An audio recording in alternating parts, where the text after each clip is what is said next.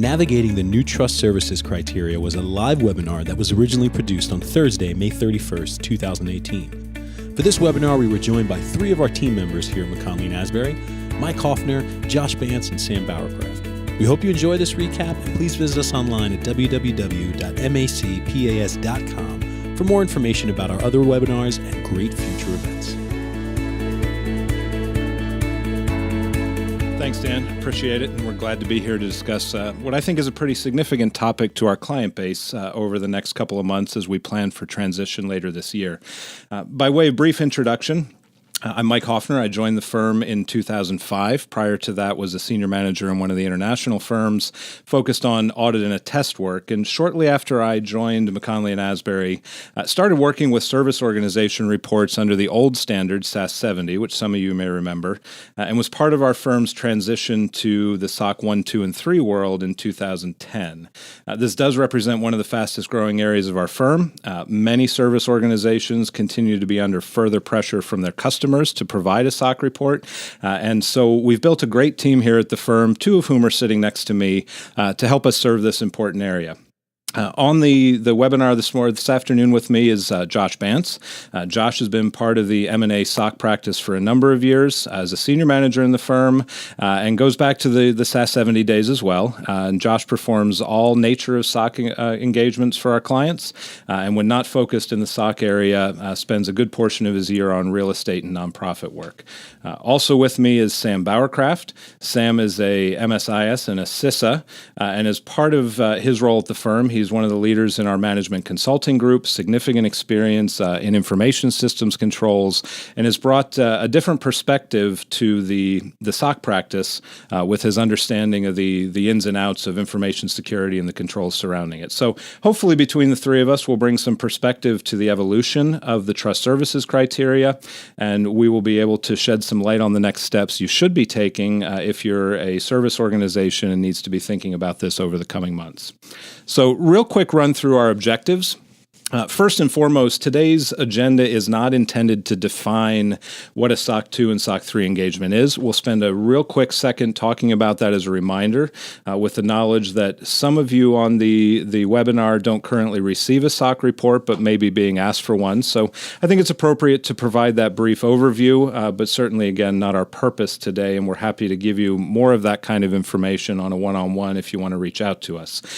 Once we go through that, we'll get into the real meat of things, which is an introduction to the new 2017 Trust Services Criteria, what's changed from the old version, why they changed it, how they've mapped it, and then we'll talk about some of the processes necessary to get into compliance with the new Trust Services Criteria when they do become effective. And then finally, we'll wrap up as we've started down this path with some of our clients here at the firm.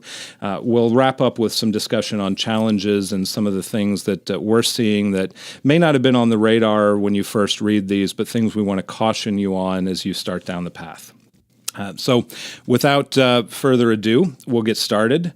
And again, just a real quick background on what exactly SOC 2 and SOC 3 engagements are.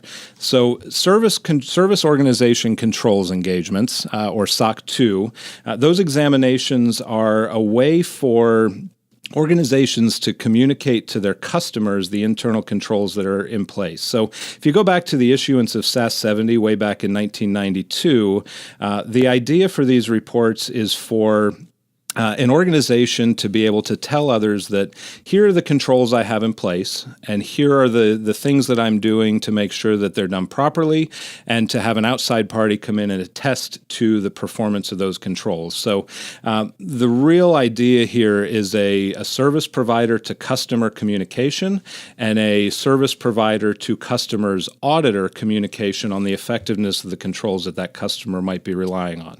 So a SOC 2 is focused on non-financial reporting controls. It's not about transaction processing, but rather it's on the environment at the service organization. And the goal in a SOC 2 is to use a stated and consistent set of criteria for measurement so all organizations can be looked at similarly. The measuring stick, if you will, are the AICPA's trust services principles. And in a SOC 2 report, a company's tested on that control environment that was established to meet those criteria. We'll talk as we go on about the different areas it covers, but the 5 5 primary areas under the trust services principles as defined are security, availability, processing integrity, confidentiality, and privacy. And underneath each of these is a series of criteria that must be met in order for an organization to say that they're complying with the criteria. So as just a quick note, not all 5 of those need to be covered in a report. You can do 1 up to all 5. Privacy gets a little squirrely. We won't get into that today, but it's a pretty well-defined set of criteria to follow. The difference between SOC 2 and SOC 3 is really in the nature of the content of the report and the distribution of the report. So a SOC 3 is based on the same framework as a SOC 2. It's an examination to determine the effectiveness of a company's control environment as it relates to those same criteria we talked about under the trust services principles. But really the primary difference is that a SOC 2 report is very comprehensive. It includes narrative of all the related controls and processes. It lists out all of the testing of controls performed by the service auditor, and because of all the detail in the report, it's restricted as to the distribution and is only available to the service organization, its customers and users, and the user audit firms that may be relying on those controls that are in place. The SOC 3, on the other hand, while covering the same things, is very limited in the actual report that's issued. It covers a high summarized version of the controls in place, and because it's a limited quantity of information in the report, it is allowed to be broadly distributed, generally posted. You can put it on websites. It's available to prospective customers who might be thinking about whether you'd be a good service provider for them and want to know broadly, did you have a SOC 2 or a SOC 3, but aren't necessarily entitled to the report itself. So again, real quick overview of the purpose of a SOC 2 and SOC 3. It's that service provider communication to their customers and an auditor-to-auditor communication on the effectiveness of the controls at that service provider. Happy to go into more detail on a one-on-one basis. If you want to reach out through the comments or questions box, we can reach out to you after the webinar and schedule something to get into a little more meat on the nature of those reports if you're trying to decide whether it's right for you at this stage or not. But with that, I want to turn the mic over to Sam for a little further discussion of what we're into today in the 2000 Trust Services criteria that we'll be faced with here soon. Brilliant. Thank you very much, Mike. Good afternoon, everyone. I have the laudable task of sharing with you the new structure for the Trust Services criteria under 2017. I would like to first point out that we did not come up with this structure. We're not responsible for rewriting the mapping of controls. We are just the messenger. I think I had asked for disclaimers on every slide reminding all the attendees about this, but I was voted down. This isn't my fault. I'll blame Josh. Is that okay with you, Josh? That's perfect for me, Sam. Brilliant. Thanks. Excellent. I'll be the fall guy. Well, you get to talk about the mapping. So, yeah. Anyway, pardon me. A couple things. So the new criteria, the new structure is really, for the most part, the objectives are very similar. What happened is the AICPA was using the Trust Services Principles, and that's referred to as the 2016 Trust Services Principles and Criteria. We'll talk about some language change there briefly as well. So the prior structure, as Mike discussed, talked about security, availability, privacy, processing integrity, and the new structure also talks about those things. But instead of having a unique and distinct structure under the 2016 Trust Services Principles, the new structure maps to the 2013 COSO Internal Control Framework. If you don't know what COSO is, it is the Committee of Sponsoring Organizations of the Treadway Commission, which is why everyone refers to it as COSO, because it takes almost 30 seconds to say that. That commission was put together many years ago by the government to create frameworks for internal control that were independent too. And the main goal of of COSO was to create those frameworks for internal control and fraud deterrence, and to improve organizational performance. And they're an independent group, and they create this framework. And the 2013 COSO Internal Control Framework as a structure has been heavily used in Sarbanes-Oxley and external auditing and for publicly traded organizations. So what the AICPA has decided to do and has done is to say, well, that COSO framework is being leveraged significantly throughout industry. Let's get our SOC 2 principles aligned with that so that there's some consistency between these frameworks for the ease of review of internal control at service organizations and within companies. So that's a great idea. Of course, that means that there's going to be some rework required with remapping, and Josh is going to talk more about that. This remapping, they did some simplification of the objectives. It better addresses cybersecurity risks and creates some additional flexibility. Under the 2013 COSO internal control framework, and if you Google that, you can find that. It's an online document. You can find it. What you'll see is two parts. There are the objective areas within the framework, and there are 17 principles within the COSO internal framework. And then under each principle, there are also points of focus. And so you have these objective areas, which are the principles, and then you have breakdown of those principles into points of focus to speak to specific areas within a particular principle. You'll notice in the first line of this slide that it refers to the 2016 Trust Services Principles and Criteria. One of the things they did from a language perspective is prior to this remapping, it was referred to as the Trust Services Principles, and that was great. We use those for SOC reports. Well, because we're now mapping to the COSO internal control framework and the COSO principles, we no longer refer to them as Trust Services Principles. We refer to them as Trust Services Criteria, so that we don't get confused language when we're talking about this going forward. So it's a small thing, but just be aware of it when you're talking to auditors or other people about principles and criteria. You may be mixing apples and oranges going forward. So the good news is that after December 15th of this year, all reports have to be using the 2017 Trust Services Criteria. And as you can see, we're no longer using Trust Services Principles here, but Trust Services Criteria. And that means you have to be using the criteria that are listed and available in the 2017 model and how they map to the COSO 2013 model. Right now, if you have a report that is issued before December 15th, you can use either framework. So if you're already using the 2016 Trust Services Criteria, you're fine. But if your report is issued on December 16th, 2018, you would have to be using the 2017 criteria, right? Correct. So it's just something to bear in mind going forward. If you're in the middle of a SOC report right now and you want to jump into it straight away, go ahead and move to the new criteria. Otherwise, you can still use the prior criteria prior to this date. Yep. So what are the areas? The 2013 COSO internal control framework is set up with 5 primary areas, categories. They are the control environment, communication and information, risk assessment, monitoring activities, and control activities. And you can read them all here. And the new model for the trust services criteria that maps to these areas. So common criteria in the 2016 trust services criteria model was primarily focused on security. Now common criteria 1 maps to the control environment, and 2 and 3 and 4 and 5, just as it's noted there. There is a mapping of the 2016 trust services criteria to the 2017 trust services criteria. Again, you can Google that or email us. We can provide that to you.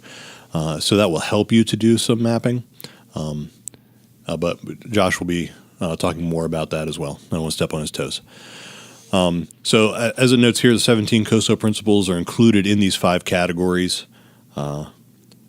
There's just a certain number within each one. They add up to 17 principles. And then again, under each principle, there are further points of focus. Because the COSO 2013 model is a model that was designed primarily for any organization, it's kind of it's much more of a framework that is designed to overlay any company and then fit as needs be. If you have a company of 10 people, you can still use the framework. you would just have different types of activities with a 10-person organization versus a 100-person versus 1,000 versus 10,000. The COSO framework fits to that. But it doesn't necessarily speak directly or specifically to information technology. And since we're talking about SOC 2 and SOC 3 reports, and they are specific to IT and the internal controls associated there, some additional categories were added to cover IT and cybersecurity in these areas for the 2017 Trust Services criteria. That being said, those 4 areas are logical and physical access, not a big surprise there, system operations, change management, and then risk mitigation as well. Again, these additional areas help to identify and cover the main areas of security and IT for the trust services. There are some additional areas associated with the additional areas such as availability and privacy and processing integrity. They're not noted here, but there are different additional sections. So if you wanted to include those areas in your SOC report, they would be in addition to the first 5 categories of COSO, the 17 principles, as well as these 4 areas, logical and physical access, et cetera, et cetera. Again, as I mentioned at the beginning, and it bears repeating, the trust services principles and criteria are now the trust services criteria. And again, to avoid confusion with the principles associated with COSO 2013 and that model. Overall, it's fairly straightforward.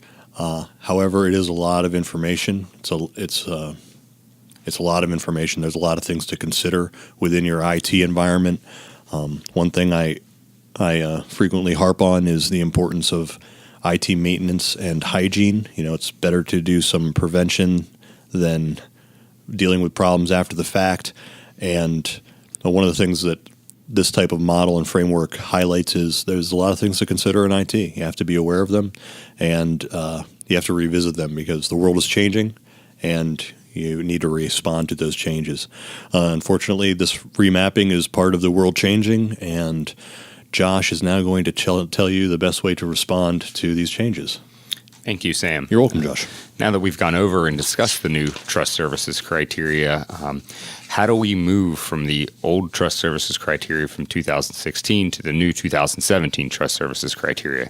I'll first kind of initiate this by saying if you have not undergone a SOC 2 or SOC 3 examination, and this will be your first year on the 2017 trust services criteria, you would initiate a pre-assessment or your initial assessment of controls using the 2017 criteria, which will kind of eliminate some of the mapping from 2016 to 2017. So not that this does not become applicable, but for a lot of this current discussion, we're going to be talking about how a service organization is going to go from 2016's trust services principles to the 2017 trust services criteria.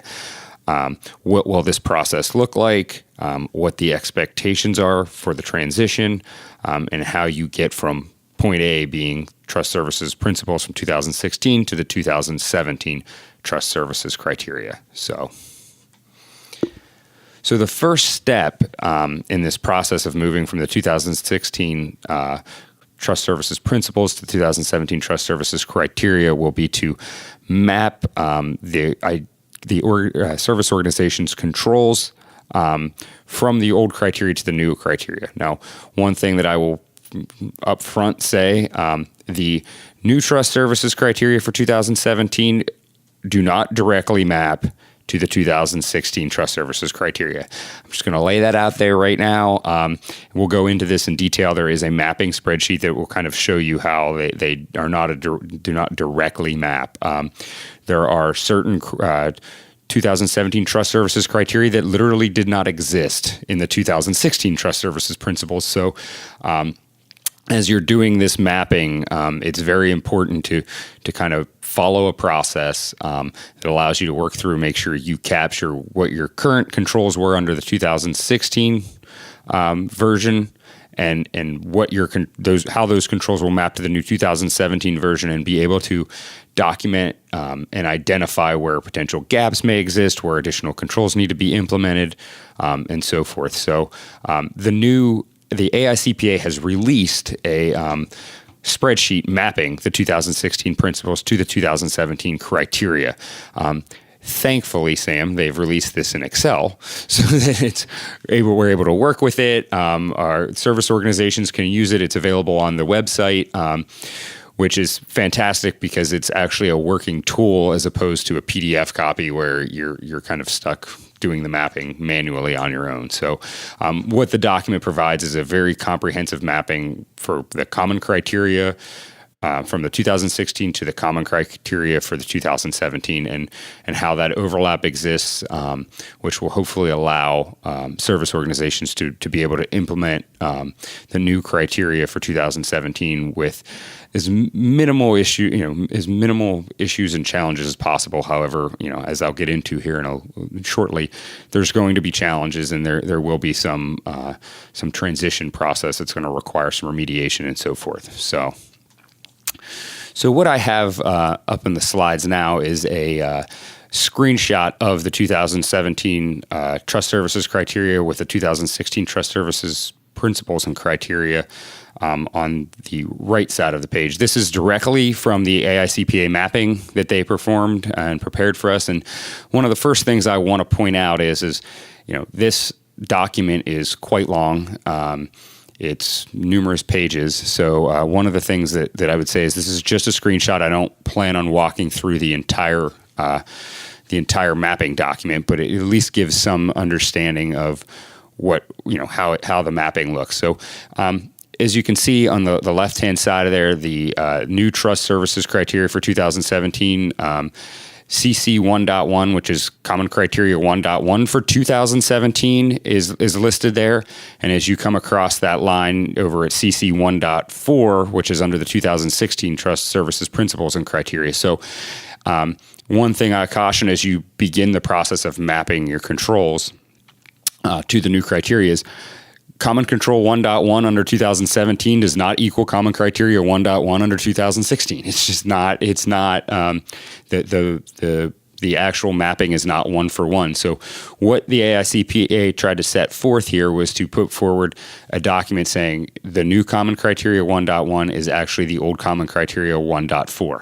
So one of the first things that an organization is going to want to do is they start setting forth on mapping to the new criteria, which is the first step in being able to complete this transition, is to say, control Common Criteria 1.1 for 2017, we now need to drop our controls in that applied to Common Criteria 1.4 from the prior version of the Trust Services Principles and Criteria.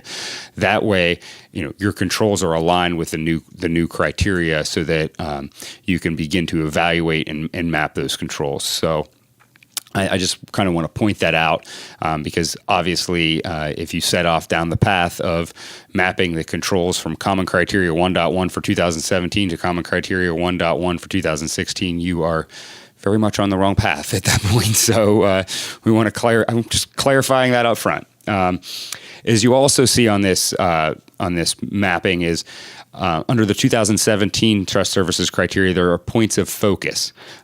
Sam kind of discussed the points of focus as they apply to the COSO principles, and what these points of focus are really defined to be is, if you look at the new Common Criteria 1.1, it is one sentence. The entity demonstrates commitment to integrity and ethical values. If you look at CC 1.4 from 2016, I'm not going to read that. I trust that everybody can read it, but it's quite extensive. So the new criteria, they are, there's some thrift in the language, so to speak, where they don't use a lot of wording. However, in order to ensure that service organizations are establishing the appropriate controls within that, for that criteria, they have established points of focus which do not need to be individually met.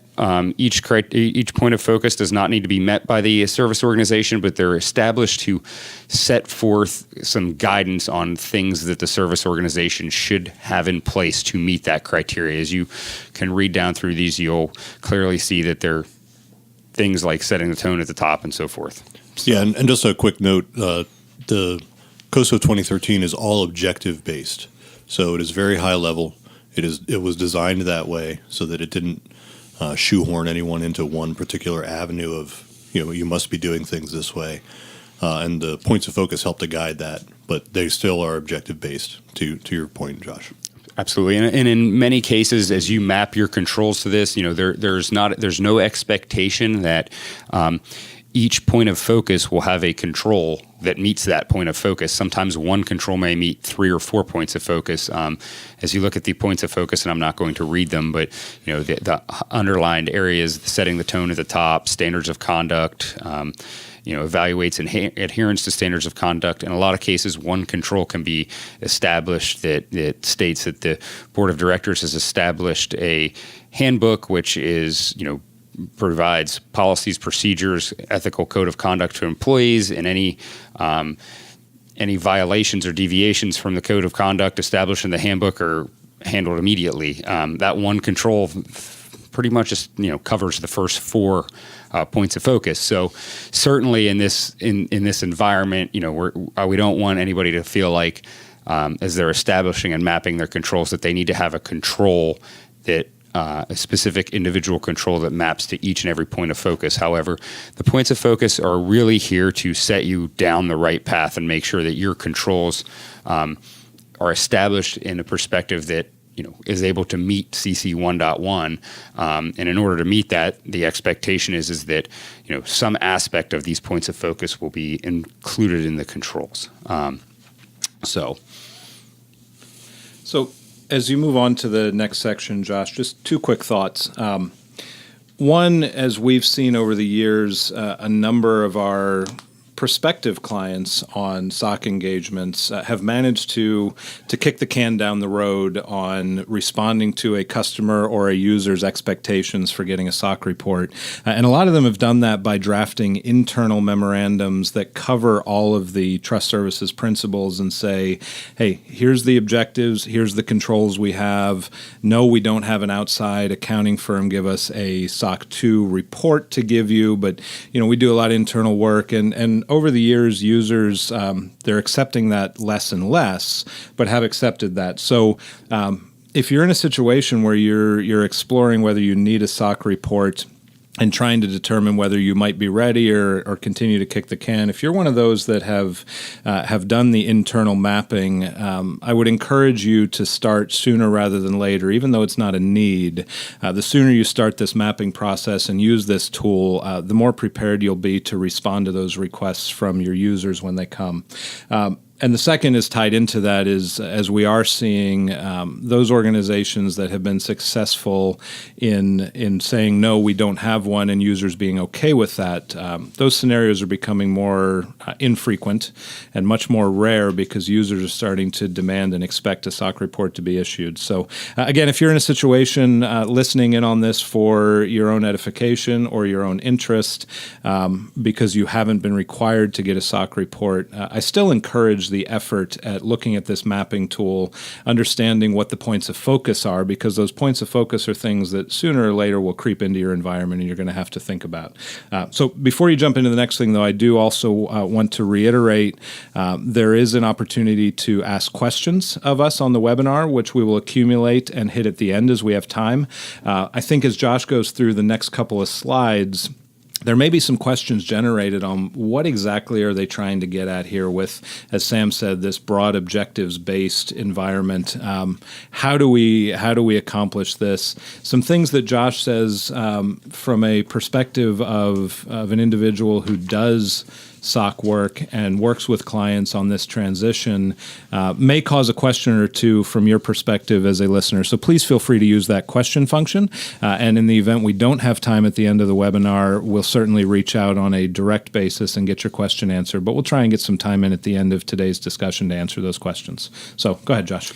Great. Thank you, Mike. Now I want to step into some of the successful techniques for transitioning to the 2017 Trust Services criteria. I just showed the first step in this process is you obviously have to map the new criteria to the old criteria. Once you have established the mapping and determined that you're, got the controls that you currently had implemented under the old criteria to fall under the appropriate trust services criteria for the 2017 version, I think now you going forward with trying to evaluate and determine how those criteria have been met and identifying gaps in those criteria and so forth. And some of the things we're going to talk about are kind of when this process should take place, how it should take place, what's the expectations of the results of the mapping, and then how to remediate and finalize the process so that you are fully transitioned to the 2017 criteria. So techniques to transition to the 2017 Trust Services criteria. The first part of this process should be, should start the process by completing the mapping. And in all bold on this slide, I have clearly stated that the mapping should be done prior to the start of your reporting period for your SOC 2 or SOC 3. The reason for that is the controls have to be put in place for the full period of your report. So if you have a 6-month SOC 2 that begins on July 1 with the period ending December 31st, you really should have completed your mapping in the May-June timeframe to identify any gaps in controls that you may have in meeting the 2017 Trust Services criteria. And the reason for that is that we are going to issue a report that says that your controls are designed and operating effectively to meet the criteria for that period, which is July 1 to December 31st.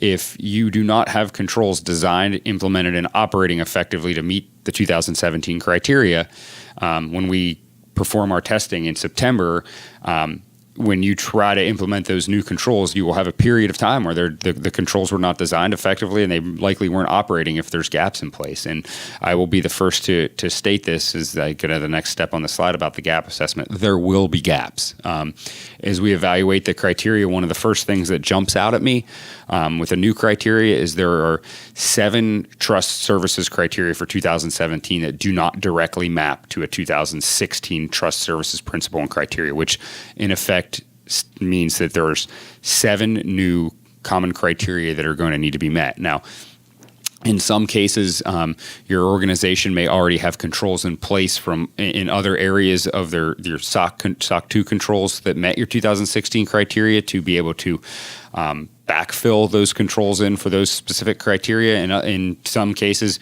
you may not have those controls in place, and you need to establish those controls and get those controls designed effectively and operating effectively before the start of the period.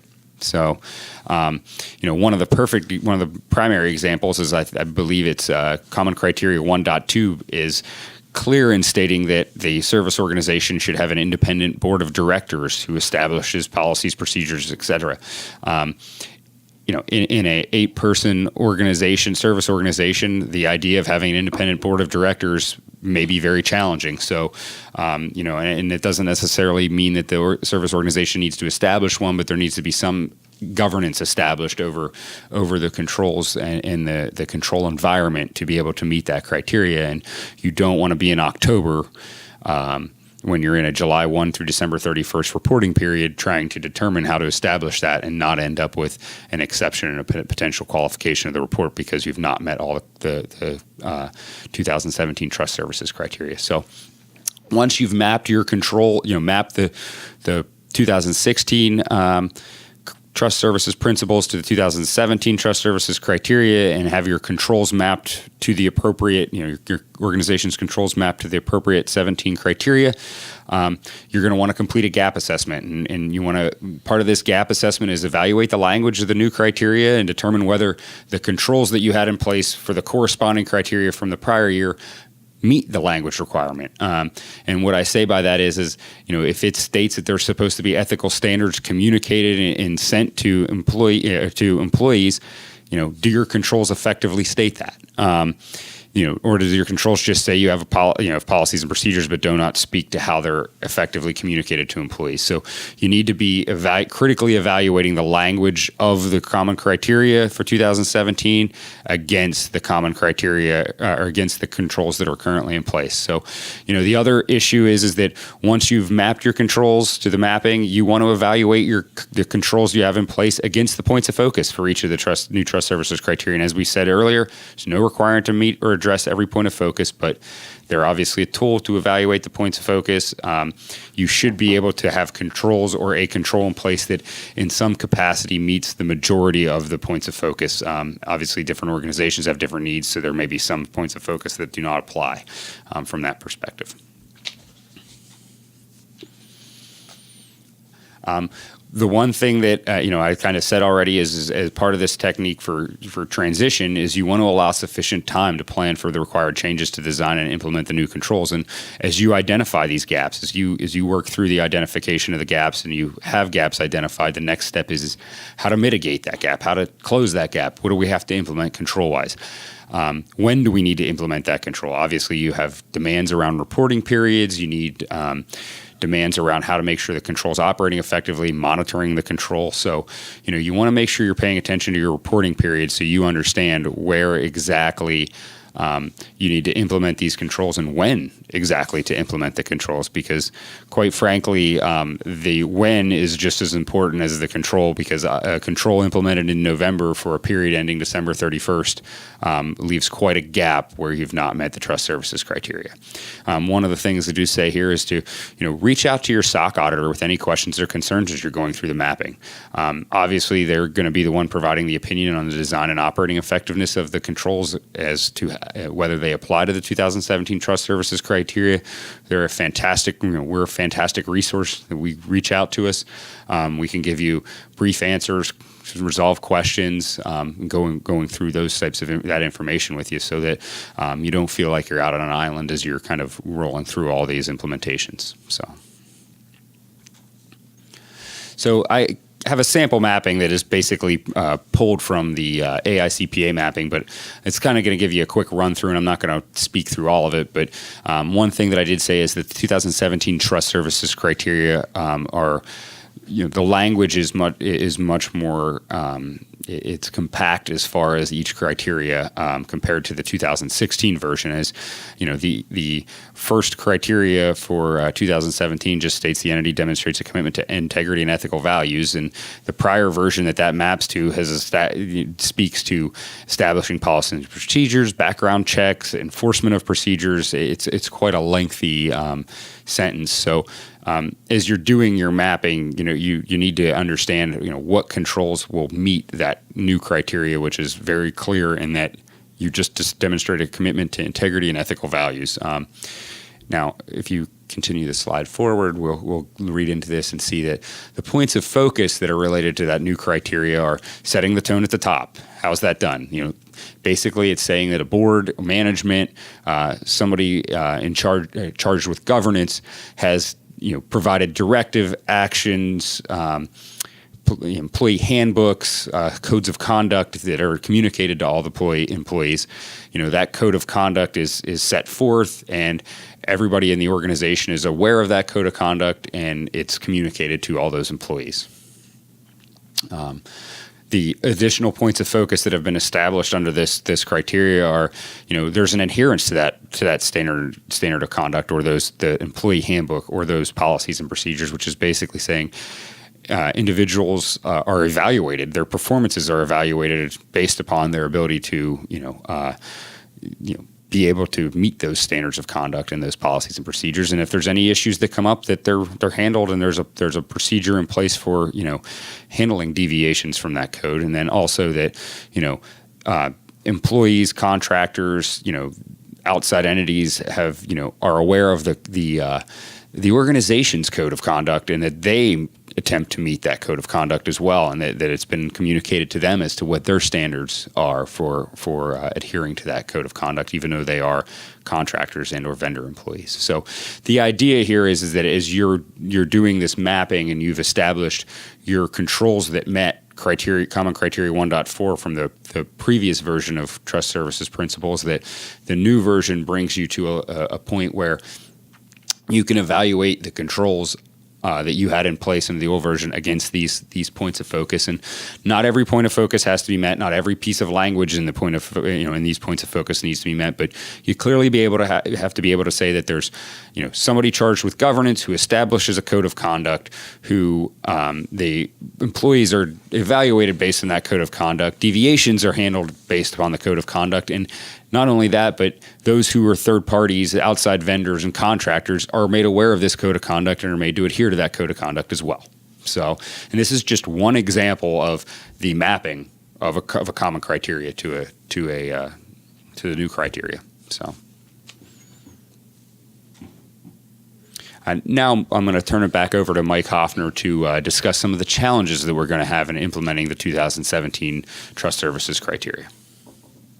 Sure. Thanks, Josh. I think a lot of the things that we'll talk about over the next few minutes here are more reiteration and repetitive to things that both Sam and Josh have already said, but they come from experience we've had already year to date working with clients in transition, working with clients trying to adopt the 2017 criteria for the first time, and just things that have, frankly, as we've done some reading and looked at some of this mapping, are things that we look at and say, wow, I'm not really sure that you can take a scrambled approach at the very end and achieve some of these objectives. So we'll take just a few minutes and go through that. First and foremost, I would say that a reminder that it's not mandatory until reports that would be issued after December 15th of this year to use the 2017 criteria. But as Josh made really clear, it's not prudent to wait until the end of this period and the start of what would be then your next period. So if you're getting a report over a period ended even let's say a period ended June 30, 6-month period, January 1 to June 30 of this year. I'm not even thinking about the 2017 criteria, but your June 30 report for next year will obviously need to be under the new criteria. So if we wait until October, November, December to start thinking through this, we've missed an opportunity to make this a relatively easy and painless process. And you'll absolutely will, as Josh said, there will be gaps. You will absolutely run into criteria that aren't managed by current controls that are in place. And we need to know that in advance of where we're getting. So as discussed earlier, the old and the new, and I'm not going to go back and forth between the 2016 principles and the 2017 criteria. It's just, I'm going to say old and new, if that's all right with you, Sam. So it is all right. Thank you. So the old and the new, as Josh made really clear, they do not map directly on a one-to-one basis. So as you take your time to read the new criteria and these points of focus, you'll find that it's highly likely that you'll need to change certain controls or implement new controls to really meet the new requirements. You can assume if you received an unmodified or a clean opinion, if you will, on your prior SOC report, and you had no exceptions to the controls that were being tested, and clearly you've got a fantastic control environment that's going to meet all these criterias. That assumption is not an appropriate one or a fair one to make under the new standards because, as Josh said, there will be gaps. So one of the biggest challenges is to sit down and identify those gaps. Sam noted earlier, COSO is objectives-based. So as Josh went through the first slide on his mapping, the 1.4 of the prior version to the 1.1 of the current version, the old is almost written as a checklist. It lists out maybe 4 things. Does the organization have these 4 or these 5 points in place that will allow it to manage its security and availability objectives? The new simply says, to paraphrase, do you have a good environment? Do you have a good tone at the top? Do you have very broad brush things? And when you sit down and look at those for the first time, and this is an experience the 3 of us had working with a client, you sit down and look at that and you think, well, I've lost my checklist, right? The old version was almost a checklist. If I have controls that do those 4 things they had listed, I'm good to go. But now I have to start to think. And that thinking process, well, we're reasonably comfortable with control environments. Sometimes it's hard to establish something that meets a broad brush, objectives-based criteria. So it's not something we want to wait till the last minute to figure out. We really want to take time to understand what the points of focus are. We want to take time to understand what exactly those points of focus are getting at, and defining and designing controls or modifying controls that will meet the items that we're seeing in there, not necessarily that met the old version. And just because old 1.4 mapped to new 1.1, that doesn't mean the controls I had in place will really work appropriately, maybe without some redesign or reimagination to meet the new requirements. So, and as Josh also said, you really need to understand the gaps that are in place before day one of your reporting period.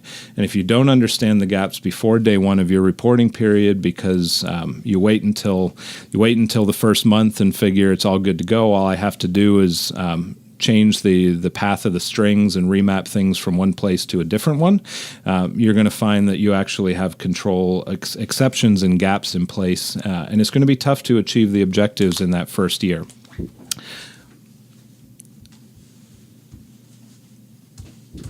The other significant item for consideration as you read the 2017 criteria is to really consider whether what you've documented and the procedures you have in place and really the evidence of the controls that you're relying on, will they truly be appropriate and adequate to meet the new criteria? So as Josh said, step one is to really understand your mapping and identify those gaps. But it's not as simple as saying, okay, I've now got this entire list of criteria. I've got all these points of focus, and I've now drawn the line from the controls I already have and I know are working to the new requirements, and I have 6 gaps.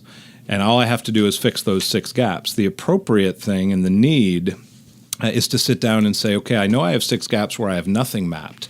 But in addition to those 6 gaps, I really don't think the way I document the control that's in place, or I really don't think that the control as defined today will map to this criteria in the way that I think it will, or the points of focus. So we can't assume that the way controls are defined now, just because there is a mapping from a criteria to a principle, or from a principle to a criteria, that we don't need to redefine and redesign. And that is an absolute challenge you will face and want to take the time to re-envision and reimagine the controls in place. So as Josh said, first step, and really where you need to be now, is to sit down and understand with the mapping tool, read through front and back the points of focus, and understand where you are as your control environment stands today.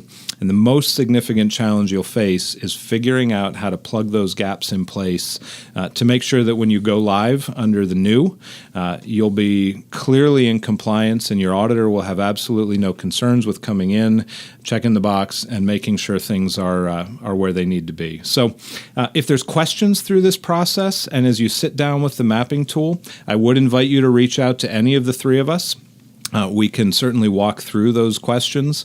You'll hear a lot of, I promise you in advance, you'll hear a lot of "it depends," and you'll hear a lot of, well, what else do you have in place? Because some things will partially map, and maybe you don't need to change it if you have other complementing controls that map to the same criteria. So it's a live process. I think our most significant message today is to encourage you to start now, to read the mapping tool, and to understand what we're trying to face, and to understand what those, using the points of focus, what those broad-based objectives that we're now bound to map to really mean, and what they're trying to get at. Because when it's time to go live, we want to make sure that we've already thought through the redesign and the remediation necessary to get there.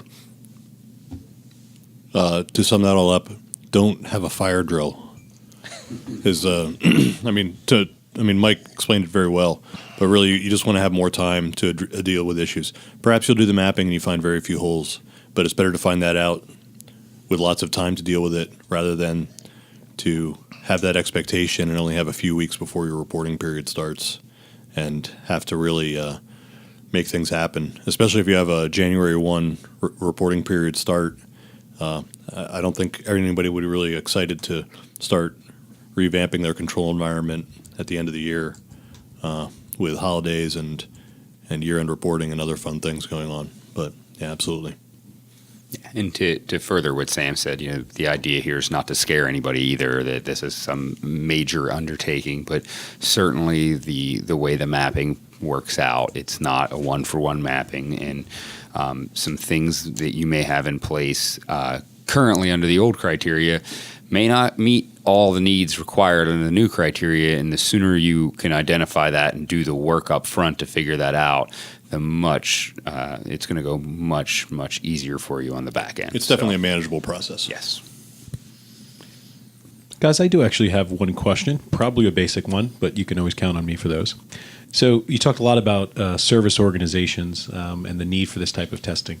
Can you boil it down and even simplify it a little bit more? What types of organizations and what services do we really focus our efforts on or see needing these types of reports or testing? That's outside of the scope of this presentation. No. That is, it is outside the scope of the presentation, but we'll answer the question anyway. The answer is, service organization, a SOC report, service organization controls. So if you're if you're a company and you're using a third party to do something for you, it's a service organization. Most common examples are payroll. ADP is an example. Someone else is doing your payroll processing for you. They're a service organization, and the real question is, are they doing the right things to make sure your payroll is accurate? When they process your payroll, are they getting the taxes right? Do they have checks and balances within their process to make sure that people are being paid the appropriate amounts, that the correct taxes are being withheld, 401k, whatever it may be? That can also include claims processing, data centers. If you have servers at somebody else's data center, they are providing service. Do you want to know that they do things that help to ensure the security of your infrastructure?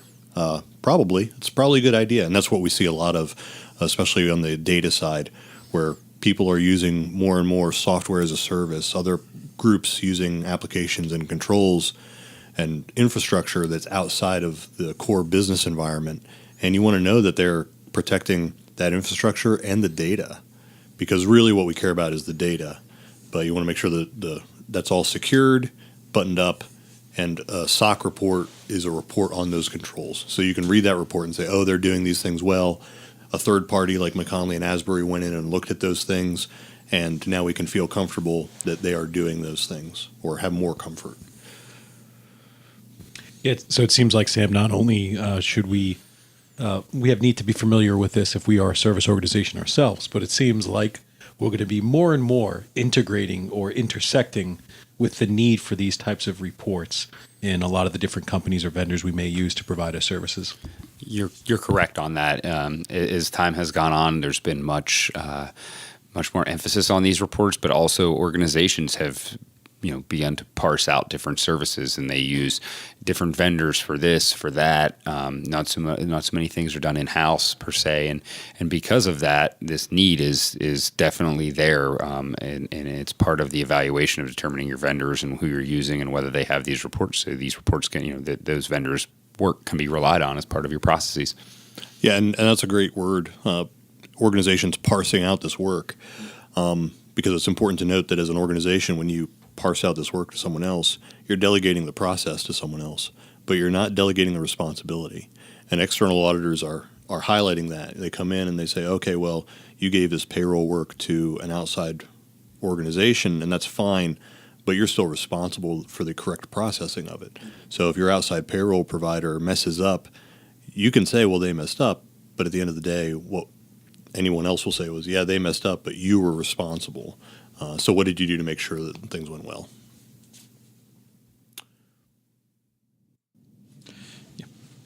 So it looks like we have one question that came in from our audience, and it's related to a trust services criteria publication that looks like used to be available on the AICPA store, but they've since pulled it down. And the question is, do we know why? And I would say the answer I have is fairly short, which is no. But I would speculate, and I will do a little bit of looking and research, but I would speculate as they continue to rewrite audit guides and as they continue to rewrite the guidance around the trust services principles and the application of those to a SOC, and also they continue to rewrite and enhance the guidance around cybersecurity engagements, which have a lot of parallels to this. I would suspect there is either a rewrite done or in process. And there will be something republished. But there is a new audit guide that for SOC 2 and 3 that was released not more than a month and a half ago. So I have a suspicion it's related to that, but I apologize. I can't give you an exact answer because I don't know why they pulled a previously available publication, other than it's likely that it's superseded by something else they've released. We have another question as well, which relates to with a payroll provider, would you want a SOC 1 or a SOC 2 report? And in most cases with payroll providers, we would see a SOC 1 being the report, primarily because as a user organization, you would be relying on the reports provided from the payroll provider to record financial transactions in your accounting software. And the SOC 1 is very specific to entities and service organizations that process financial transactions or transactions that basically are applied to a specific assertion within the financial statements. So that being stated, SOC 2s often can apply as well due to the fact that there may be data that you're providing to your payroll provider and you want assurances over whether your employees' social security numbers, various things like that are secure within that system. So it's kind of a depends, but more often than not, we would see a SOC 1 in that instance. So thank you, Josh. And with that, Sam, Josh, and I would like to thank you all for your attentiveness during this webinar. Again, it's a topic that is near and dear to our hearts as it's a significant item over the next few months for our clients, but it's also one that I think it's hard to train and to teach and to talk on a webinar. Reality is when you start down the path of mapping your controls and understanding what the points of focus within the new criteria are, there will be questions that we absolutely did not answer today. So very much invite you to retain our contact information, to reach out to any of us as you start down this path. And if you have any further questions that came out of today's webinar, please feel free to reach out. And we're happy to answer those on a one-to-one basis.